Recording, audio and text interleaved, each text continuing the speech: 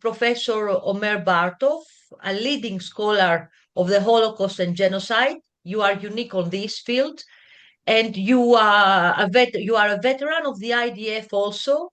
You fought in Gaza. You participated in the Yom Kippur War, where you were injured seriously.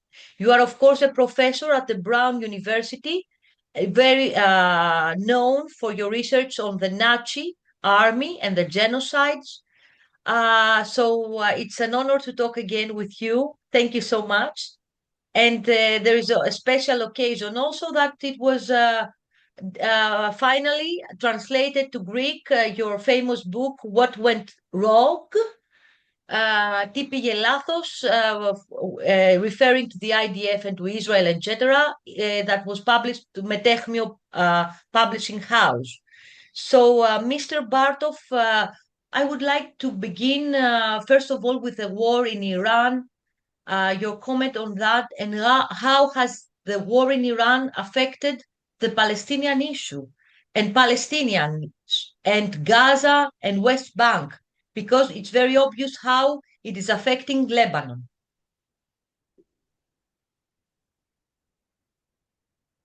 Yes, thanks, and thanks for having me. The war in Iran obviously has a large regional effect.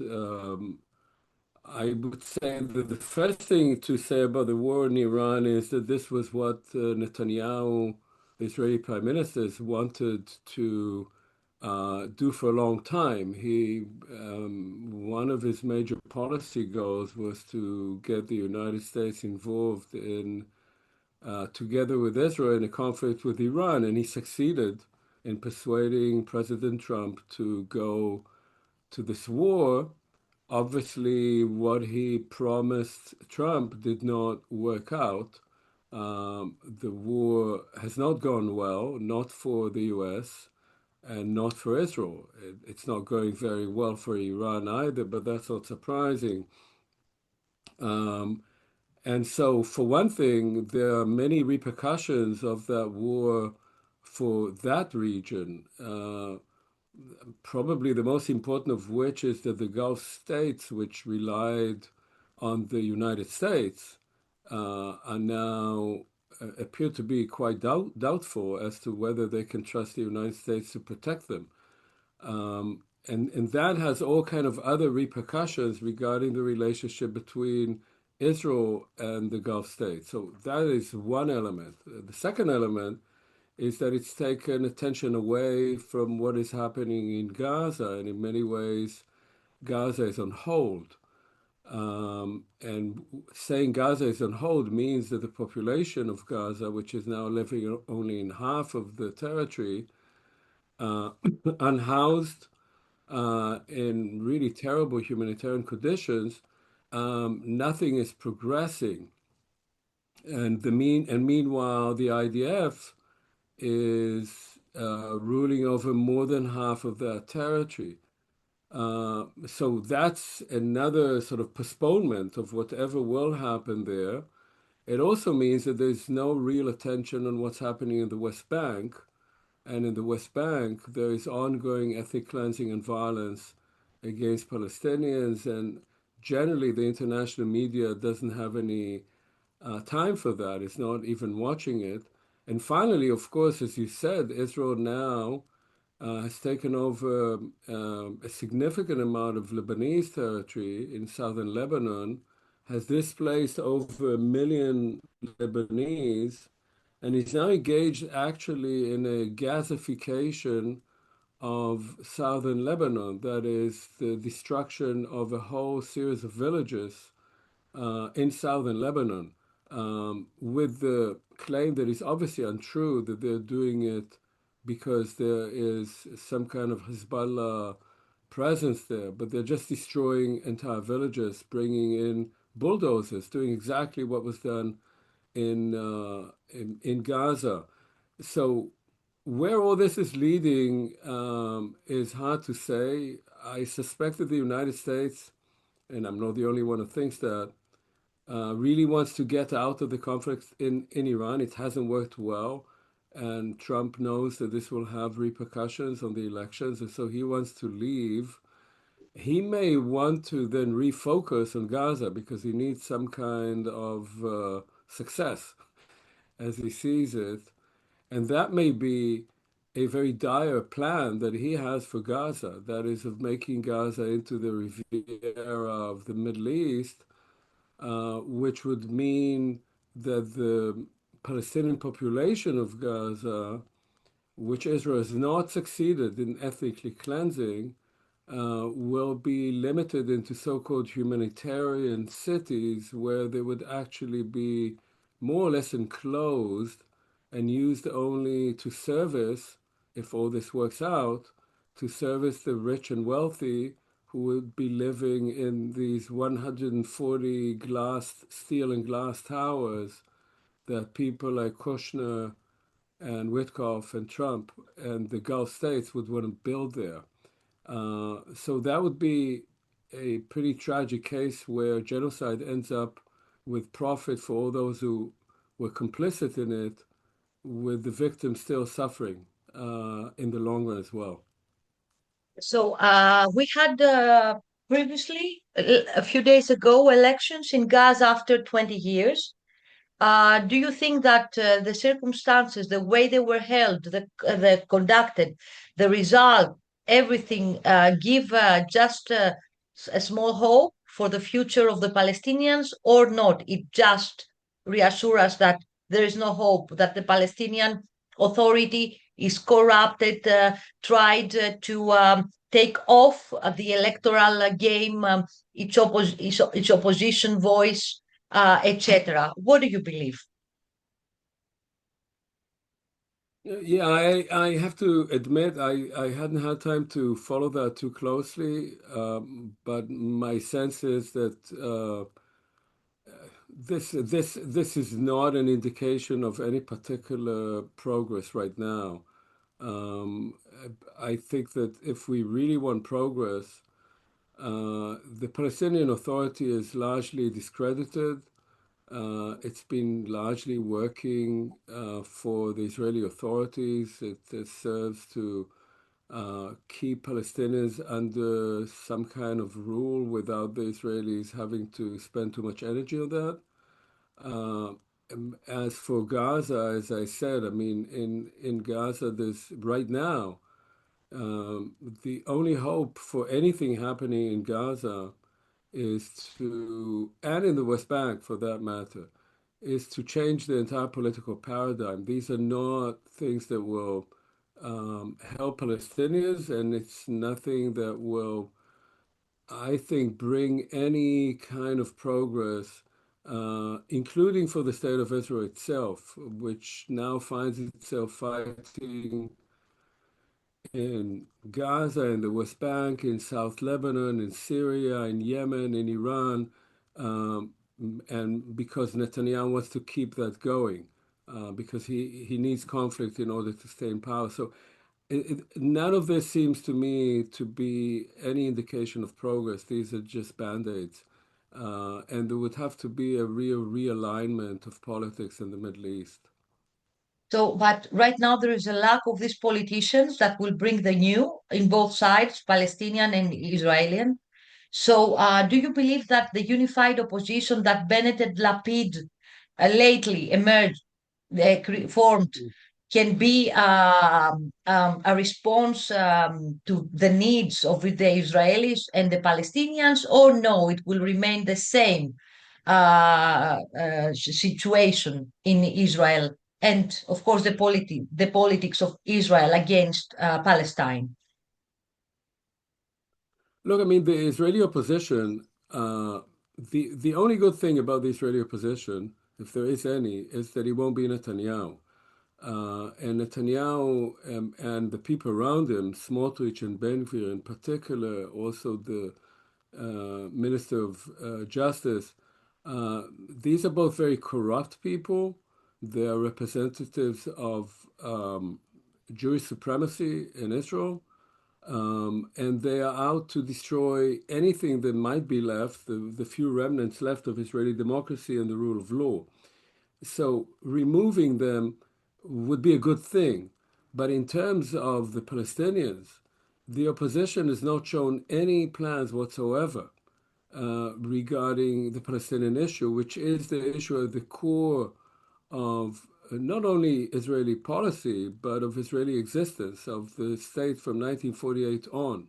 And they've not shown any inclination to rethink what can Israel do with the fact that it's a country, it's a one state by now in which there's 7 million Palestinians and 7 million Jews. So there's no creative thinking there whatsoever. I think, nonetheless, if there were a new government, there may be more space to start thinking about that. But in the long run, this can only change under international pressure. There's not enough dynamic, internal dynamic, not among the Jewish Israelis and not among Palestinians, to create a new leadership. So the Palestinian issue is not yet a lost one, you believe? And under the pressure, the external pressure, if the Israel becomes, for example, a pariah state like it had happened with the apartheid of South Africa, then we will see changes. Then we can see a Palestinian state. Or you believe that the circumstances and the context, the balances now are leading to no hope, to a lost case? Look, I mean, I don't think anything is a lost case, because the fact of the matter is that there are 7 million Palestinians under Israeli rule, and there is a Jewish state. And so neither the state of Israel nor the Palestinians are going away. They are staying. And the question is, how long will it take to create a situation where one group does not constantly oppress the other? Will it be a long process, which it may well be, or can it be resolved more quickly? I think it can be resolved more quickly. I think there are people on both sides who would like to see that, but I don't think that they can produce it from within. They don't have enough power from within. There's not enough leadership. There's not enough internal dynamic to do that. So that has to come from the outside. There has to be pressure, as there was, as you indicate, on South Africa. But if not, then these two groups will continue living in a state of conflict, with Israel oppressing the Palestinians and the Palestinians largely staying where they are. And this could take, 1 year, 2 years, a decade, 2 decades. It will become, Israel has become, is in the process of becoming, a full-blown apartheid state. And a state that would be undemocratic, would be authoritarian, would be violent not only vis-a-vis Palestinians, but increasingly also vis-a-vis its own Jewish Israeli citizens. And as such, it will become a pariah state. It's already becoming that, but it can be much worse for Israel, because Israel still is a trading partner with the EU and benefiting a great deal from the EU. It's still being provided with a great deal of military assistance, both from Europe and, of course, from the United States. And it still has diplomatic protection from the US and from its European allies. This will change if Israel cannot any longer claim, however spurious it may sound, to be a democracy. And that will be the pressure that will bring about change. But it would be better to have it faster than slower. As I say, right now there is no Israeli alternative. There is no alternative leadership in the opposition that would begin that process. So that has to come by pressure, especially from the United States. And if it comes from the United States, then Europe, I think, would also join in. So it's very interesting that your articles, your analyses, both in The Guardian and the New York Times, became a big issue, because you are Jew, you were born in Israel, you were raised in Israel. Correct me if I'm wrong. You studied first at the Tel Aviv University, you served at the IDF, and now you come and you say that Israel is committing a genocide. So at the beginning of our talk, you said that in West Bank, it's being an ethnic cleansing. So you separate what is happening to Gaza from what is happening to West Bank, and how can you explain that it is being all really committed as genocide in Gaza and an ethnic cleansing in West Bank? Look, I mean, what the IDF started doing in Gaza after October 7th, as it turned out, observing it over the first few months, it appeared clear that the plan was to literally ethnically cleanse Gaza. That is to actually expel the entire population of Gaza. The IDF was moving with very large numbers of troops from the north to the south, removing the population from its places of habitation, telling people they had to leave for their own safety, and then demolishing their homes, demolishing universities, demolishing hospitals, deliberately destroying everything. So that was a concerted operation with vast numbers of soldiers, aircraft, tanks, artillery, navy, on a vast scale, which brought about the death of a minimum of 72,000 people, most of them civilians. The numbers are probably quite likely much higher than that. And the destruction, making Gaza entirely uninhabitable.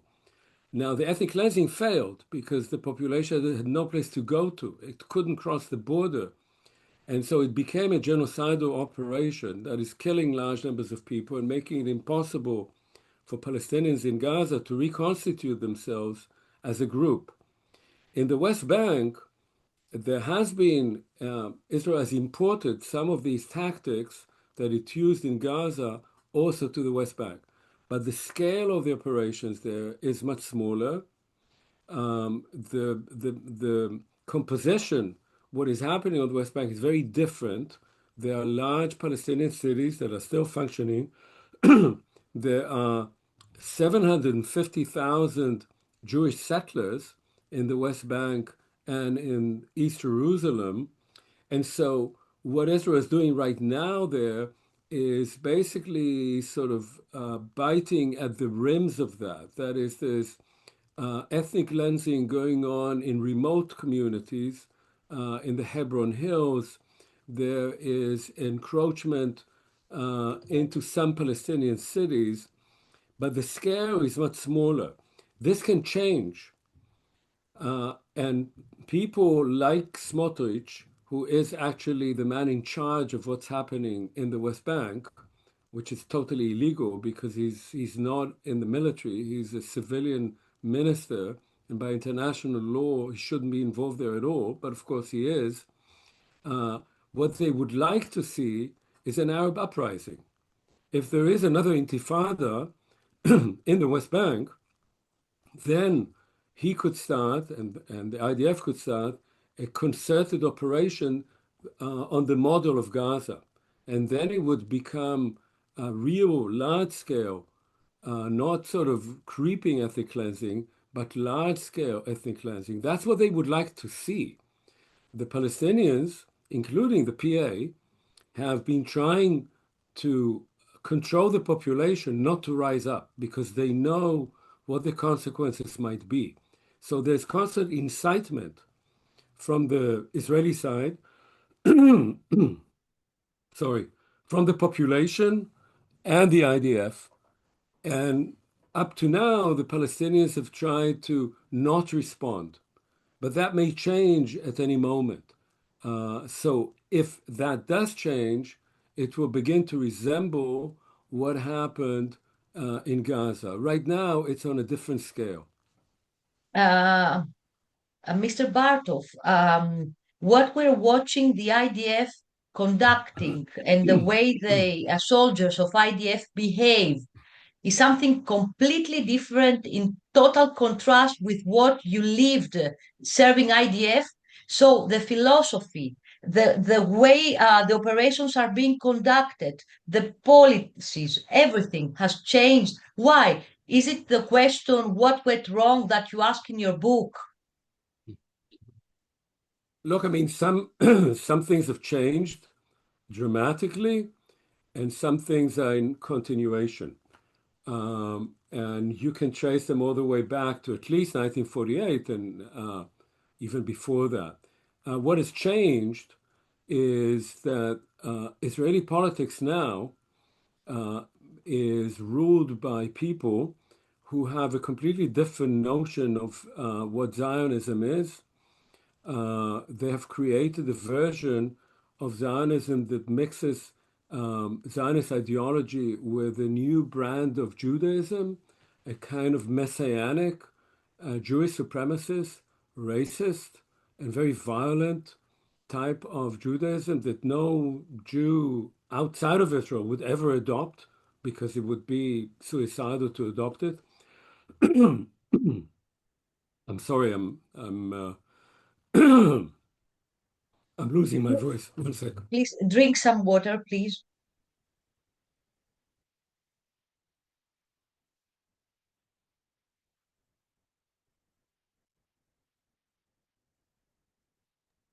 Okay. So the kind of ideology that is now ruling Israel is blatantly a combination of a very radical version of Zionism and a very radical version of Judaism. You add to that the transformation in Israeli society, where the people who are now in charge of much of the military, both low-level commanders, combat units, going up the echelons of the military, as well as people in the security services, in the Secret Service, in the Shabak, and in the government itself, are people who have been recruited largely from the national religious movement. So their base is among the settlers. And they have a version, they have adopted the kind of version of Judaism that I spoke about. That's completely different from the kind of army that I served in. The army that I served in, the majority of the people there in the high command, all the way down to combat units and to local commanders, were mostly secular, mostly came from liberal parts of Israeli society. So the change in who holds the nodes of power in Israel has been dramatic. The population in general has also become much more religious, much more racist, and has adopted a kind of view of its own existence as an existence that is based on an imminent threat, of an imminent existential threat to the state. So that it has created a mentality in Israel, in large parts of the population, that the only way to respond to any threat to Israel is to annihilate that threat. And that, combined with the many years of the occupation, when I served in the Israeli army, the occupation had only been for a few years. I served in the Israeli army in the early 1970s. The occupation began in 1967. By now, it's lasted for many decades. That has had also a vast influence on how Israelis think about Palestinians. They don't think of them as fellow human beings. They think of them as people that they can rule over and oppress. And that, too, creates a sort of dynamic of dehumanization that has become endemic in Israel. And after October 7th, with the Hamas attack and the killing of hundreds of Israeli civilians, it has given license to unbridled violence against Palestinians on a scale that we've never seen before. But I'll say one thing, that there's also continuity. And the continuity has to do with the fact that in 1948, the Nakba, the expulsion of the Palestinians, was based on the logic that Israel, the new state, had to be a Jewish majority state. And there were more Palestinians than Jews in Palestine at the time. And the Jews who were supposed to make a majority had mostly been murdered by the Nazis. And so the other way of creating a Jewish majority was by expelling the Palestinians. That logic of wanting to have the land without the people, the indigenous people of it, that logic remains from 1948 to today. That has not changed. What has changed is a kind of version of Zionism as being truly both religious by now and racist and genocidal. That is a change that has made Zionism as an ideology, as a political ideology, into something that is no longer supportable and cannot be supported by anyone who has any pretensions of wanting to protect human rights or international law. So you watched also a transformation of the Israeli society. So this transformation has happened because of the idea of the existential threat that is always above their head, above the Israeli society, that formed this racistic, nationalistic ideology of ethnic cleansing that they right now all support. And of course, they are all in favor of the genocide, of the war with Iran, etc., which is something that nobody can believe that can happen, because most time of the day they run to the shelters with this war with Iran, for example. But they insist, they want the percentages, the majority show from the gallops that Israelis also want war.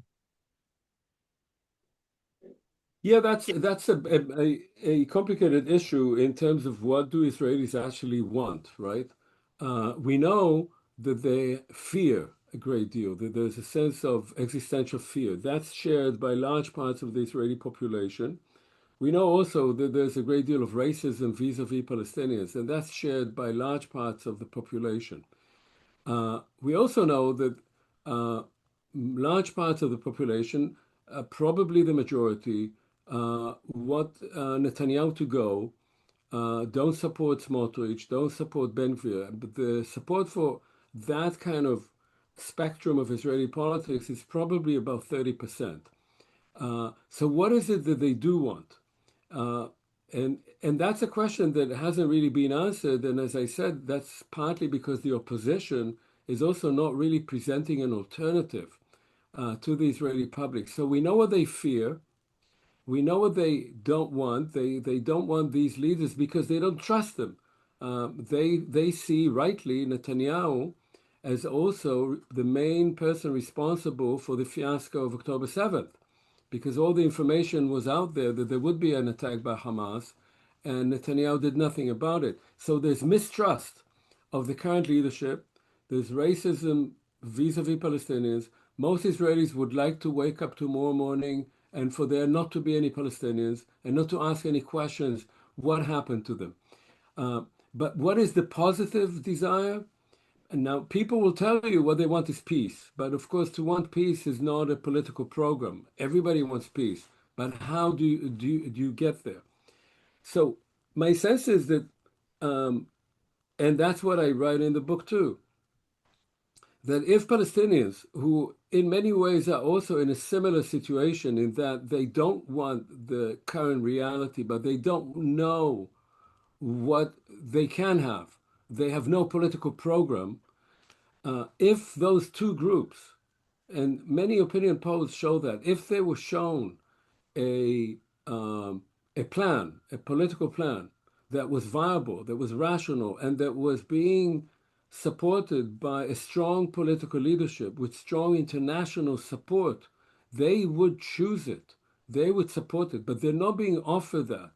And so they're constantly intimidated into either supporting or acquiescing with the most radical elements of their societies.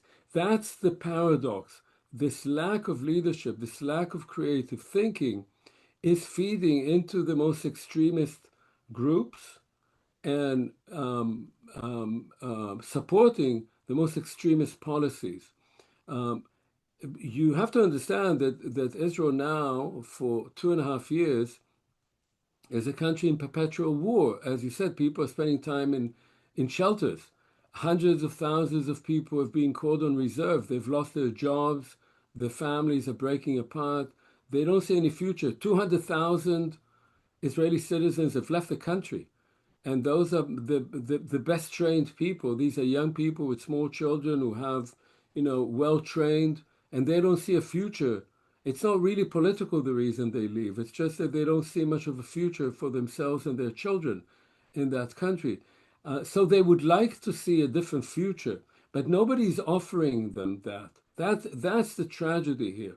And I think the majority of people in the West Bank, the majority of people in Gaza would like to have a better future for themselves and their children. So it isn't just about, wanting to destroy and kill each other. Yes, there is a kind of fantasy in large sectors of the Jewish Israeli population that the Palestinians will go away. But they're not going away. They're right there, and everybody knows it. And the question is, can these two groups find a way to share that space? Not to dream of the other group disappearing, but of actually the other group staying together with you and finding a way to live together. Look, I mean, you are Greek, so you know that there were these sort of ideas of unmixing populations. Greeks and Turks know that very well from 1923, that the way you stop conflict is you remove hundreds of thousands, millions of people from where they live to another place, so that these people are not mixed. And maybe, I mean, it was a huge tragedy, Lausanne, of course, for millions of people, but maybe it was possible because there was more space. It's not possible in Israel-Palestine. Between the river and the sea, Jews and Palestinians live like that. You cannot unmix them. You have to find a way for them to live together. And nobody is willing to take the risk or to use their imagination to actually make that possible. That's the political goal. That's a political vision, rather than only thinking about how to be rid of the other population. The last question is a very, in my opinion, important question. What is anti-Semitism, really? Because we see people being imprisoned, being expelled from universities, from politics, like Jeremy Corbyn from the Labour Party, being accused for anti-Semitism because they are critical to the Israeli government. And what is really anti-Semitism, and how dangerous is the distortion of the word and the meaning of anti-Semitism today? So first of all, there is a clear distinction between anti-Semitism and criticism of Israel or of Zionism. Anti-Semitism is fundamentally when you attribute to a person who you think is Jewish, whether they are or they're not, but there's some way of you guessing that they might be Jewish, they're wearing a Star of David or whatever it is, attributing to them certain qualities and opinions without ever asking them what they are. So you see someone you think is Jewish walking down the street, and you spit at them and say, you are a horrible person because you're supporting what Israel is doing in Gaza. But you haven't asked them what they think. You just assume that that's what they are. Or you say, this is a Jew, therefore this must be somebody who is involved in finance, who is undermining our own country, who has double loyalties, whatever it is, all the anti-Semitic tropes. That's anti-Semitism. Using anti-Semitism as an allegation to silent protest against Israel or to be against Zionism is not only false, it's also very dangerous. And it's dangerous, and we see the results of that already now in the United States, because it actually triggers real anti-Semitism. And there is a rise in anti-Semitism, so that people would say, because university presidents had stopped protests at the universities under pressure from their donors, many of whom are Jewish billionaires, that means that the Jews control power in the United States. And so there's a discourse now about the Jews of America controlling the media, controlling Hollywood, controlling American foreign policy. That is anti-Semitism. But it's triggered both by the attempt to use allegations of anti-Semitism to shut people up, and because Israel claims to be the representative of Jews around the world and is committing crimes. And because it claims to be the representative of Jews, then people on the street attribute those crimes to the Jews they meet on the street. And there is, in fact, a rise in anti-Semitism. That is the danger. But instead of identifying what the actual roots of that anti-Semitism is, one is constantly distracted by the actions of Israel and trying to cover them up. That's the sort of loop that we are watching right now. So, Mr. Bártov, thank you so much for this discussion. And I hope next time we will talk that the end would have end, and that Gaza would be free. I don't know how. Thank you so much. I hope so. Thank you. I thank you. Bye-bye.